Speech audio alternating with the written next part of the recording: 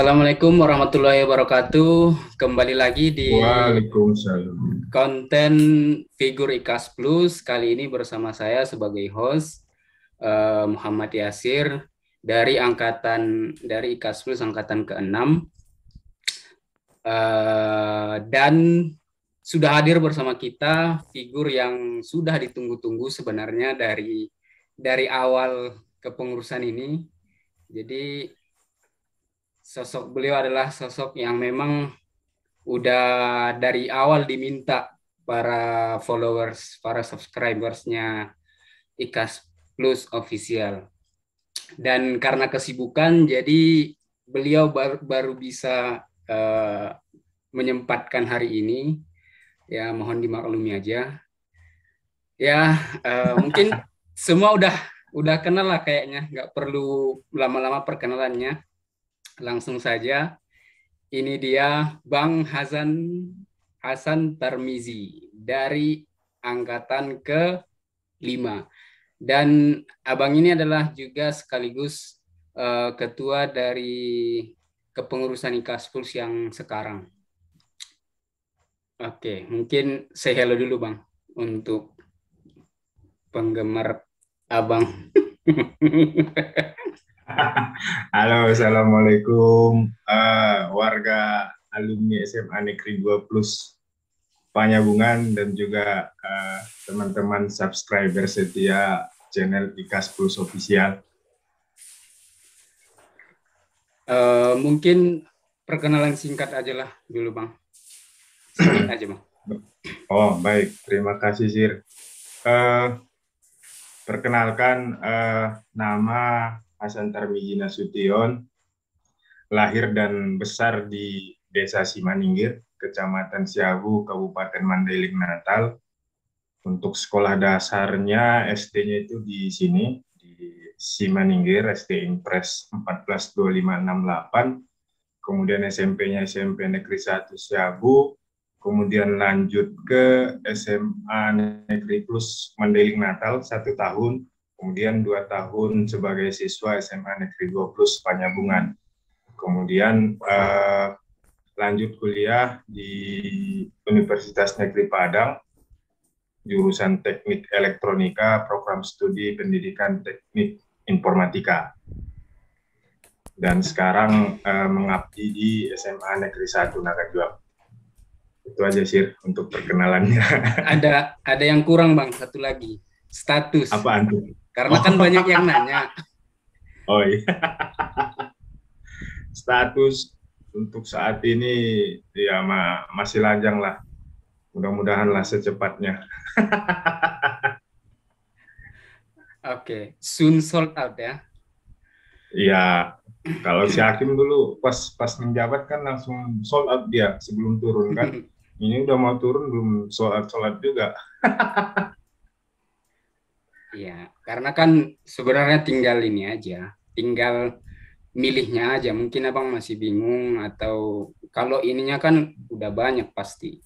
Jadi udah kami bisa maklum lah Bang. Oh, no. Pas mulai, Sir. Oke Bang, jadi gimana Sir? biasanya kalau aku yang hostnya, biasanya tarik mundur mulai dari SMA, baru nanti Iya. ke kuliah, baru nanti sampai ke sekarang. Jadi mungkin yang pertama inilah dulu Bang, Abang ceritakan dulu sedikit tentang kehidupan Abang selama di SMA gitu kan. Mungkin adik-adik kita yang nggak kenal sama Abang kan mungkin penasaran gitu, sosok seorang Hasan Tarmizi gimana sih SMA-nya gitu kan, sampai bisa menjadi Hasan Tarmizi yang sekarang gitu. Gimana dulu waktu SMA? Asik. Baik, untuk SMA dulu 1 tahun di Kota Nopan, cuman pas masuknya itu ini versi senior dan juga versi guru-guru. Waktu itu tesnya katanya yang pas angkatan kami itu yang paling lengkap katanya. Karena apa namanya, ada tes akademik, psikotes, kesemaptaan, baru wawancara. Jadi waktu itu di kesemaptaannya ada ini lagi waktu itu tes apa namanya, menembak pakai senapan angin waktu itu di Kota Nopan, tempatnya di kelas kelas 2 ruangan makan itu dulu. Gitu dulu masuknya habis itu 1 tahun di Kota Nopan. Di Kota Nopan penyusunnya luar biasa juga sih sebenarnya, karena pertama eh, kondisinya yang ini apa namanya, cukup dingin, mandi pagi itu ya agak susah lah seperti itu, karena di daerah Semenanjung ini kan cukup panas. Kemudian di sana juga lokasinya kecil, cuman enaknya itu karena kecil jadinya interaksinya intens, jadinya kompak-kompak seperti itu dulu. Jadi kelas 1 tahun di sana, kemudian pas naik ke kelas 2 itu pindah ke Panyabungan. Waktu itu gotong royong tuh dari yang kelas 1 sampai kelas 2 sama kelas 3. Kelas 1 berangkat naik ke kelas 2 naik ke kelas 3, yang kelas 3-nya udah tamat. Jadi gotong royong pindahan itu waktu itu pakai truk kalau nggak salah, bolak-balik itu dari Panyabungan ke Kota Nopan. Kebetulan waktu itu saya bagian di yang ikut truknya seperti itu. Waktu itu sama Bang siapa? Bang Rozi waktu itu. Jadi itulah kami pulang pergi dari Kota Nopan ke Panyabungan. Nah, kalau di Kota Nopan kehidupannya airnya susah seperti itu. Kadang listrik juga sering padam di sana kan. Jadi kalau nggak ada air biasanya mandi ke ini, ke masjid apa nama desanya itu. Ada sekolahan juga di situ. Jadi biasanya mandi ke situ, kalau nggak ke ini, ke sungai, atau sering disebut di SMA Plus itu Stop Angel gitu. Jadi itulah kalau mati air biasanya mandi ke sana. Dan momen yang paling ditunggu itu kalau waktu di Kota Nopan, ini persis saya itu ketika ini mau buang sampah bekas ini makan. Jadi kan itu buang nasinya itu ke pinggir sungai, ke Stop Angel itu. Jadi melewati perkebunan orang, sawah, lumayan jauh juga sih, cuman seru juga karena banyak juga ini apa namanya, buah masyarakat di situ. Jadi kalau ada kedondong, ngambil kedondong, ada jambu, ngambil jambu gitu. Itulah keseruannya yang paling ditunggu-tunggu sih. Kemudian pindah ke Panyabungan, itu ruangannya masih sedikit itu, Pasir juga udah ingat kelas 1 waktu itu kan. Jadi suasana sekolahnya, lahannya itu masih ini kan, masih bergelombang. Jadi yang datarin halaman sekolah itu masih ikutan juga kan waktu itu. Nyakul. Itulah palingan di asrama. Kalau di Panyabungan enaknya itulah sungai kan pas di belakang sekolah. Jadi untuk mandi sudah tidak terkendala lagi. Palingan cuman asramanya masih asrama besar juga sama di Kota Nopan. Kalau sekarang kan kalau tidak salah udah asramanya udah per kamar ya, udah ada kamar-kamarnya, ruangan yang besar lagi kan.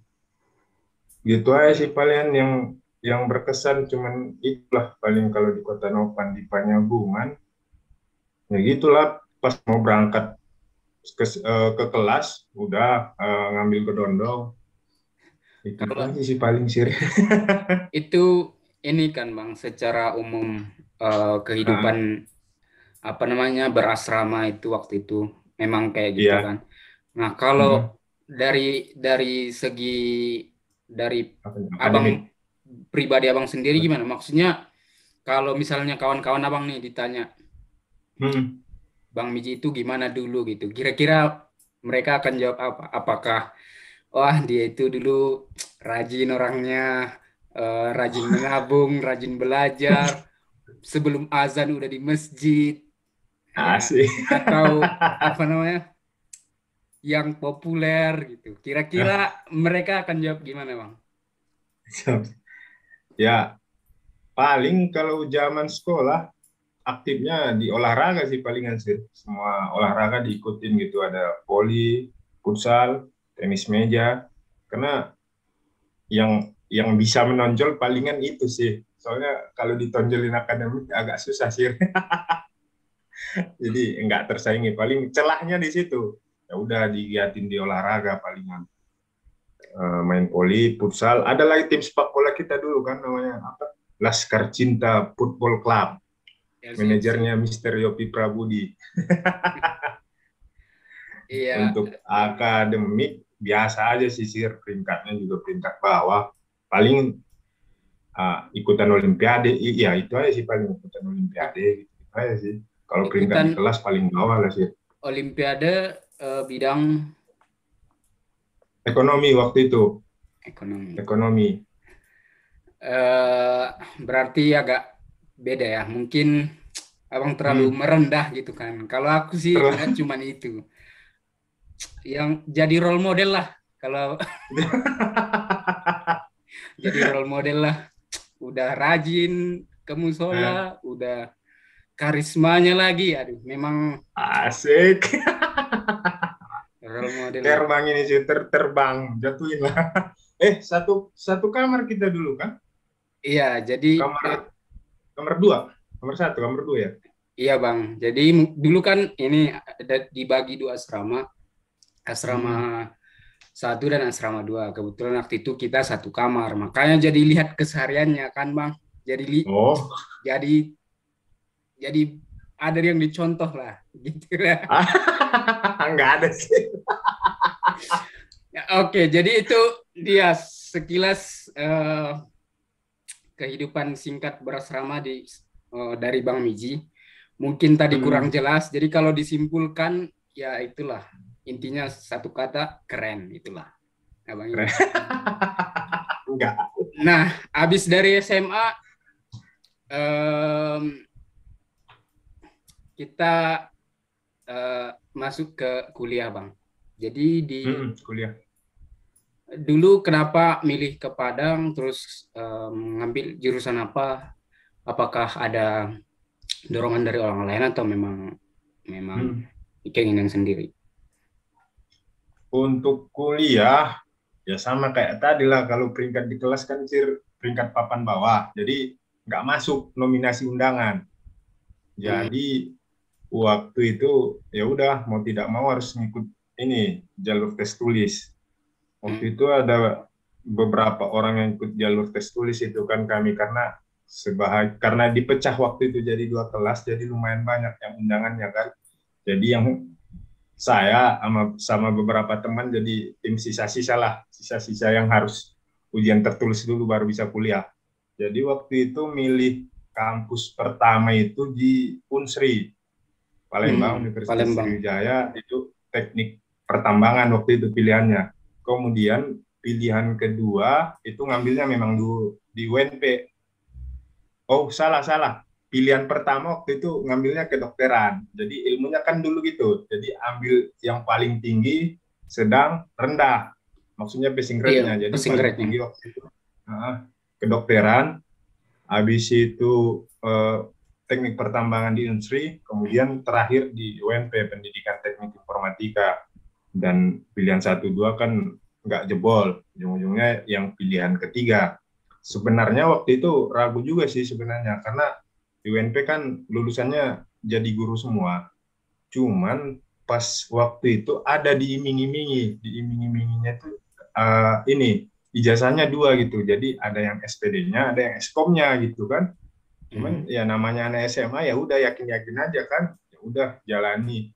Tahu-taunya setelah setengah perjalanan kuliah, ternyata yang diiming-imingi 2 ijazah itu nggak ada. Jadi ijazahnya cuma SPD, outputnya jadi guru. Ya udahlah, udah terlanjur nyebur, ya udah sekalian sekalian mandi. Ya udah ujung-ujungnya sekarang ini jadi guru. Dan itu gimana sih? Ngambil jurusan informatik kan? Itu memang keinginan sendiri atau dulu di bayangan abang apa informatik ini sebelum ngambil? Informatika sih pengen sih sebenarnya sih. Cuman waktu itu pengennya informatika yang di ITS. Cuman pas angkatan kami kan belum ada UKT. Yang 2013 waktu itu baru ada UKT kan. Ya pas di kami. Di 2000. Ya pas kalian kan. Jadi pas di 2012 itu mau ngambil ITS, cuman cek-cek cari-cari tahu informasi uang pembangunannya lumayan juga, sekitaran berapa waktu itu 20 jutaan ya kalau nggak salah. Ya mikir juga lah uang pangkal segitu dapat dari mana gitu, makanya nggak jadi ngambil di situ, makanya ngambil informatikanya yang di UNP. Dan ngambil itu karena ada iming-iming dua ijazah itu sih, ada katanya yang SPD ada eskomnya gitu, makanya ngambilnya di sana. Ya, ya. Untuk basic sih sebenarnya zaman SMA untuk komputer nggak ini banget sih, orang praktek komputer biasanya, saya biasanya di asrama sih nggak masuk lab. Iya. Masuk pun kadang Yang main paling rajin di game. lab kan si Ibrahim kan, di Saleh, Iya. Ibrahim Saleh. Iya. Terus waktu di kuliah, abang termasuk yang tipe mahasiswa yang seperti apa, Bang? Yang aktif Oh, organisasi kah? Yang kupu-kupu kah? Yang kura-kura kah? Yang seperti apa, Bang? di kuliah itu yang mana ya? Ya aktif di organisasi sih. Di semester 1 sudah mulai aktif. Cuman aktifnya bukan di organisasi sesuai jurusan, maksudnya bukan sesuai bidang. Kalau sesuai bidang kan misalnya kayak organisasi robotik, pemrograman dan lain-lain. Cuman aktifnya di bidang sosial, politik sama keagamaan.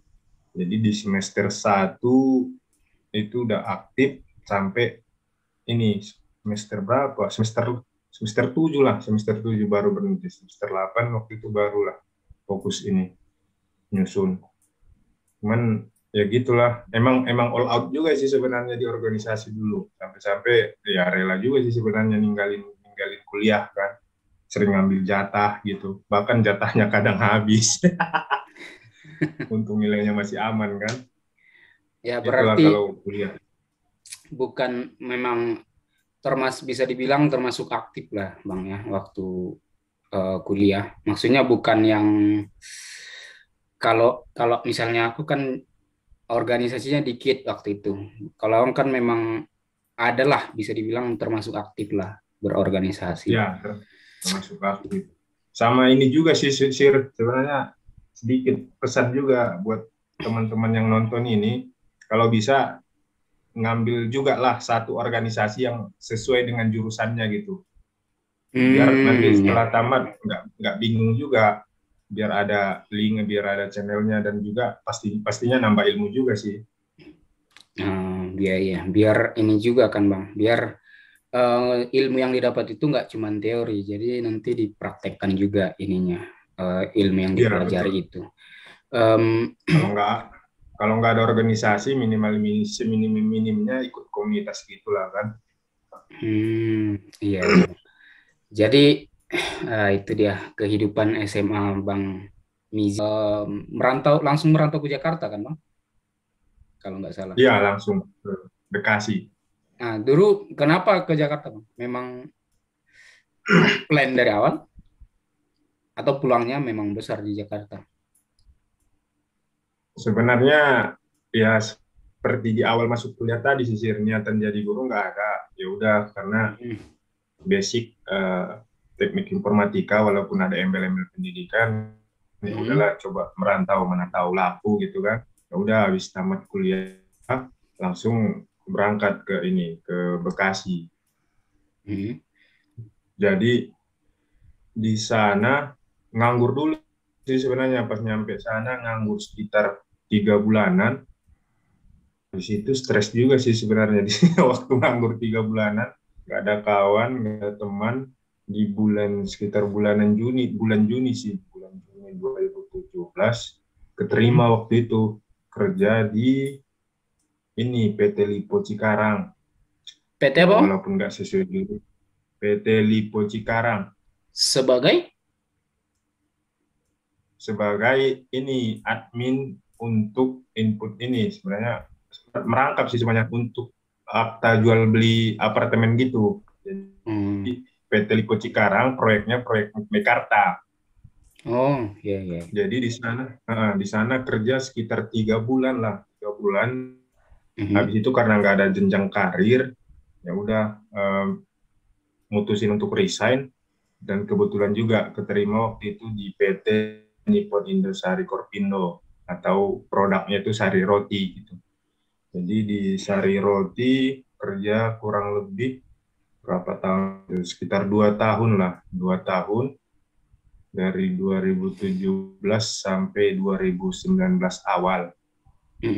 Kerja di sana.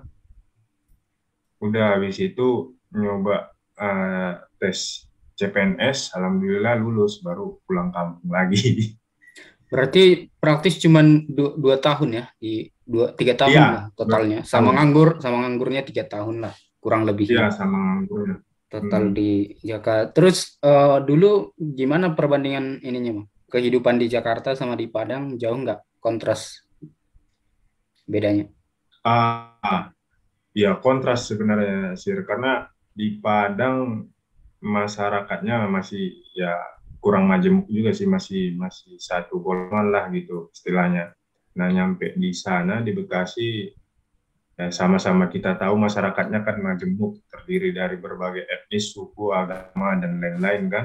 Ya alhamdulillah jadi pengalaman juga sih, walau 2 tahun. Jadi apa namanya, pandangan kita pun semakin luas gitu. Berarti lebih suka Jakarta atau Padang, Bang? Kalau misalnya disuruh milih. Lebih suka di Jakarta sih sebenarnya.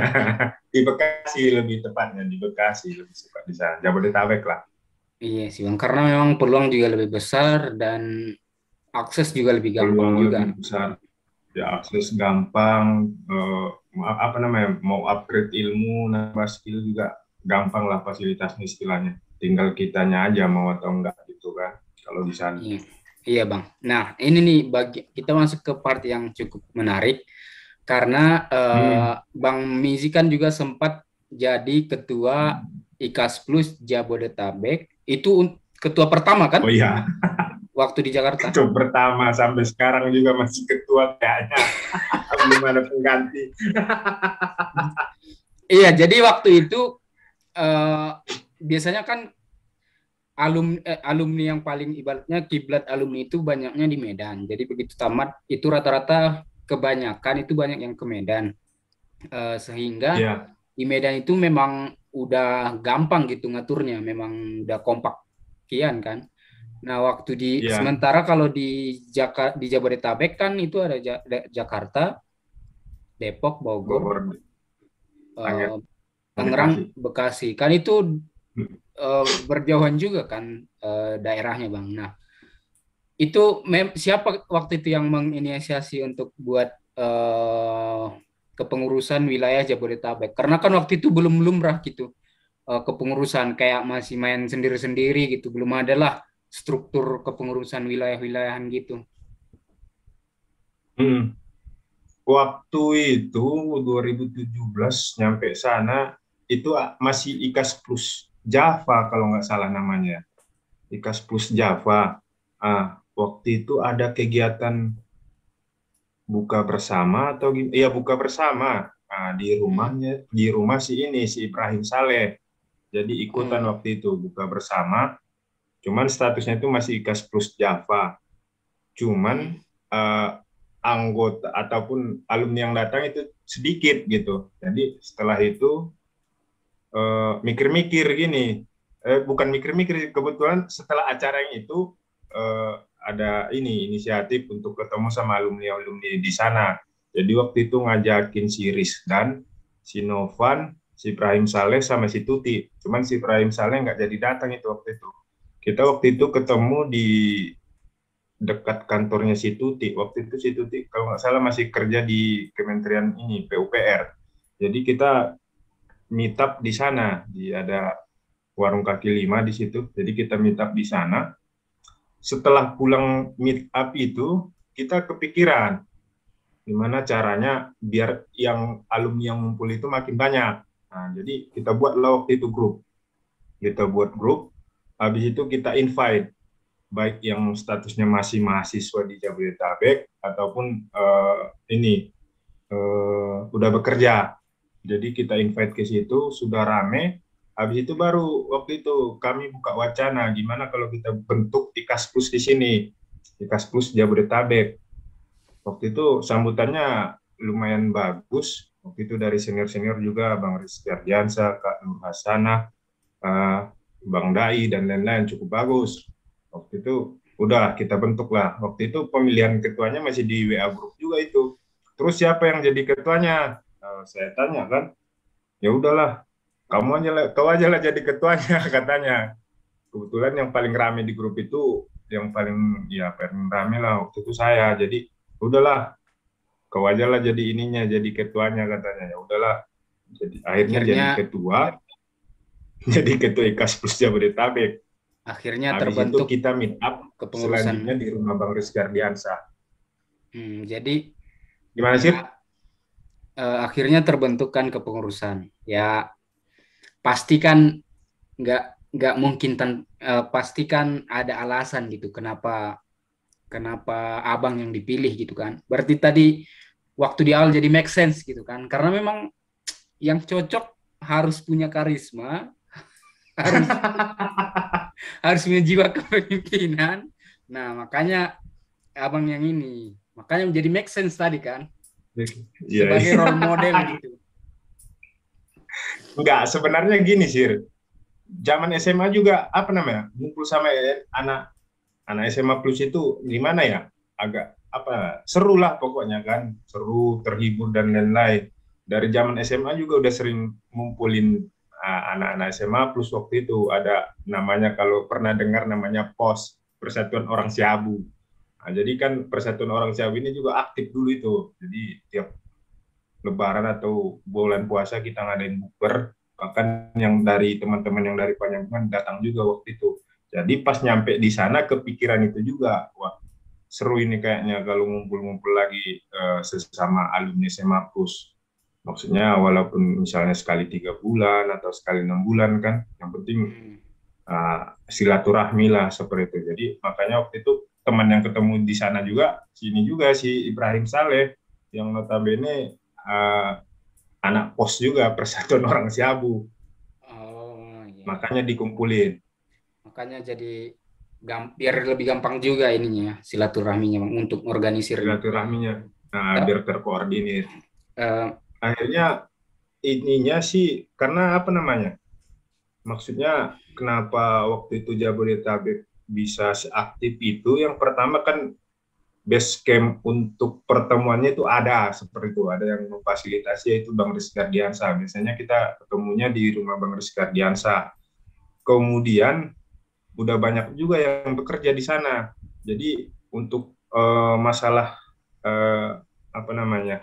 donatur itu ada juga. Ada masalah. Makanya waktu itu bisa serame itu IKAS Plus Jabodetabek. Iya juga sih, karena dan memang waktu itu sih orangnya juga kompak-kompak gitu. Mungkin di perantauan mungkin Bang ya, karena jauh sama-sama di pulau seberang gitu, nyatu gitu, jadi kayak punya kedekatan gitu, rasa kekeluargaan yang lebih dibandingkan yang di Medan gitu. Orang memang sering ketemu di kampung juga kan. Nah, kalau di Jakarta kan kompak gitu. Makanya waktu itu salut juga sih sama kepengurusan Jabodetabek. Tapi waktu jadi waktu aktif di IKAS Plus Jabodetabek, ada nggak ininya Bang? Apanya? Nggak enaknya atau suka dukanya lah. Apalah suka dukanya waktu suka dukanya di sana, atau ada nggak kendala, kesulitan selama ini? Kalau sukanya itulah sih ngumpul selalu rame. Pokoknya pulang dari situ udah dalam kondisi heal lah, udah sembuh lah dari kejenuhan aktivitas gitu. Kalau dukanya waktu itu ini, kalau pernah dengar waktu itu, ini maaf nih, ini udah selesai juga masalahnya, cuman ini lagi cerita istilahnya kan. Jadi waktu itu dari teman-teman dari Bogor ingin memisahkan diri dari IKAS Plus Jabodetabek waktu itu. Gerakan separatisme. Gerakan separatisme, karena versi orang itu agak agak berbeda sama prinsip orang itu katanya program-program kita. Jadi mereka ingin memisahkan diri. Jadi lumayan rame ribut juga sih waktu itu. Ujung-ujungnya teleponin satu-satu nggak berhasil. Nah, karena nggak berhasil, jadi ada inisiatif, ya udah, ayo kita main ke Bogor gitu. Jadi saya sama anak-anak STAN sama anak UIN main ke Bogor. Kita silaturahmi ke alumni yang ada di Bogor. Kita tidur di asrama orang itu, asrama alumni SMA Plus ada di sana. Jadi kita silaturahmi sana. Pas nyampe sana, udah cair sih sebenarnya. Habis itu alhamdulillah bisalah dinetralisir gerakan separatismenya itu. Berarti memang ini aja miskomunikasi aja sebenarnya. Cuman perlu didudukin aja, barang-barang udah Ya. selesainya sebenarnya. Berarti walaupun dirantau orang ya sama kayak saudara juga berarti kan Bang. Saudara di rumah kan biarpun ya ada juga berantem-berantemnya gitu. Terus itu setelah dari Jabodetabek kan abang balik lagi nih udah jadi PNS. Terus kemarin kita setelah dari kepengurusan Bang Hakim, barulah abang mencalon gitu. Nah dulu alasan mencalon apa sebenarnya Bang? Memang dorongan dari diri sendiri kah atau dorongan dari orang lain atau dua-duanya? Mungkin kedua-duanya sih, Sir. Cuman kan dulu pas Jabodetabek aktif, pusat waktu itu belum aktif kan, belum terlalu aktif. Ya betul. Jadi waktu itu di sana juga sih kita wacanakan sebenarnya. Waktu itu ditanya Bang Rizky, Miji, siapa kira-kira yang cocok untuk naik di Kaskus pusat biar kita aktifin lagi katanya. Udah waktu itu kami ngusulin dari Jabodetabek itu si Ahmad Hakim, kebetulan jebol waktu itu. Nah, apa namanya? Di satu sisi merasa berdosa juga sih, maksudnya merasa berdosanya jebak si Hakim untuk jadi ketua Ikaskus. Ya udah tanggung jawab sama sekalian greget juga sih sebenarnya, pengen betulin ikatan alumni ini. Walaupun belum betul-betul amat sih, paling tidak ada sedikit perubahan lah gitu kan. Ditambah lagi ada pencerahan lah dari senior-senior yang di atas kita, lebih tepatnya dari Bang Rizky Ardiansyah, Bang Hari dan lain-lain gitu, ada pencerahan. Ya udah, waktu itu hari-hari terakhir itu ya baru ngisi ininya, pomnya. Itu udah isi pom. Iya. Udah.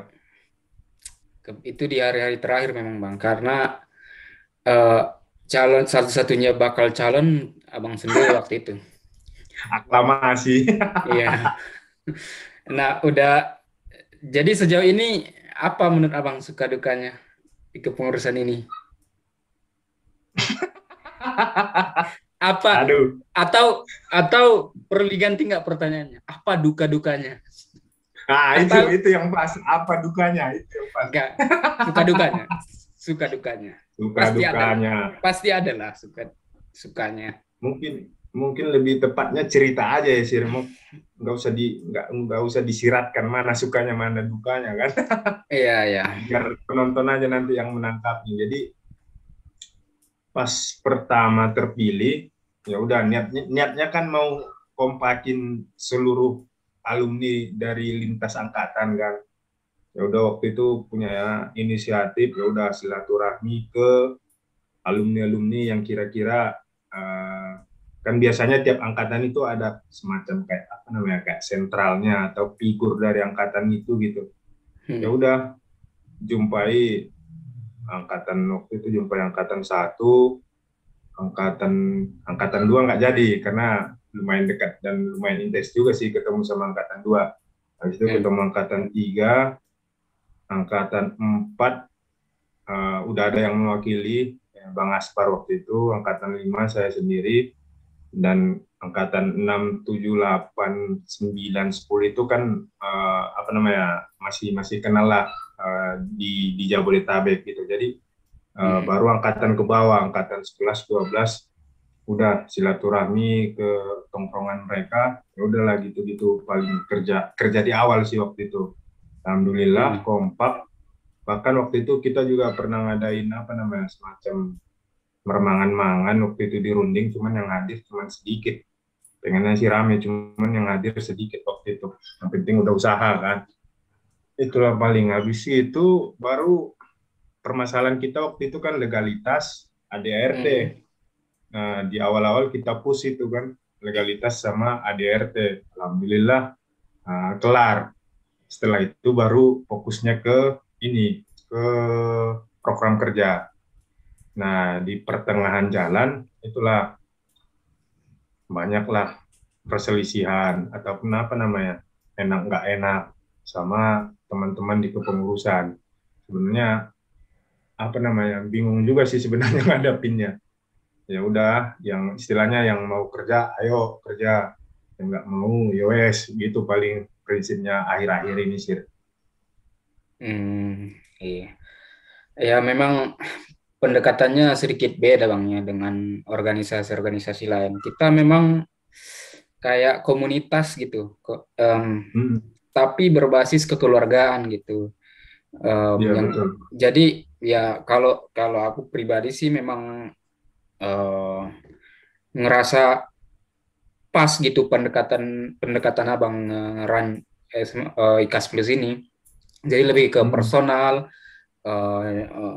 apa namanya, PJ angkatannya dikunci. Iya. Di inilah lebih lebih lebih ke personal gitu pendekatannya. Tapi kalau kalau menurutku pribadi sih Bang, kepengurusan ini banyaklah melakukan perbaikan, legalitas ada, ADART juga disahkan semuanya, SOP tiap ini juga divisi-divisi juga udah ada. Jadi ya namanya juga apa namanya, mengatur manusia kan pasti ada ininya juga kan Mang, jenuhnya. Tapi dari secara keseluruhan menurutku udah jauh lah lebih baik Kasplus ini di bawah kepemimpinan Abang. Nah, inilah yang harus dicontoh oleh ketua berikutnya. Sama ini Sir, mungkin ini masukan juga nanti untuk the next ketua umum. Itu angkatan kenol itu belum tersentuh. Waktu itu bingung juga nyari siapa orangnya. Mungkin kalau bisa tersentuh yang angkatan kenol itu bisa jadi nanti pendanaan juga bisa lumayan juga. Karena rata-rata angkatan kenol itu udah bekerja kayak. Iya sih, betul juga sih Bang. Tapi ya mungkin itu PR untuk kepengurusan berikutnya. Tentunya nanti Bang Miji kan akan jadi pembina juga nanti kan, bisa juga nanti mengarahkan, bantu mengarahkan. Terus apa lagi kira-kira? Berdua lah Sir pembinanya. Berdua sama satu lagi ntar nama. Oke.